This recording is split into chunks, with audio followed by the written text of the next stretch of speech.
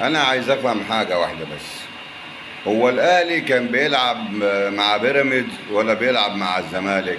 هو الاهلي فاز على بيراميدز ولا فاز على الزمالك؟ اصل انا كل ما امشي في الشارع الاقي الزملكاويه يقول لك ما عادش يجيب لي سيره قفشه. ده قفشه بقى عقده بالنسبه لي. ده قفشه مش عارف اوعى يجي لك قفشه. فمش عارف انا قفشه عامل ايه للجماعه دول. فبيقول له ماله يعني مالك ومال قفشه، يعني كنت زعلان ليه من قفشه؟ قال ده عقده نفسيه بالنسبه لي.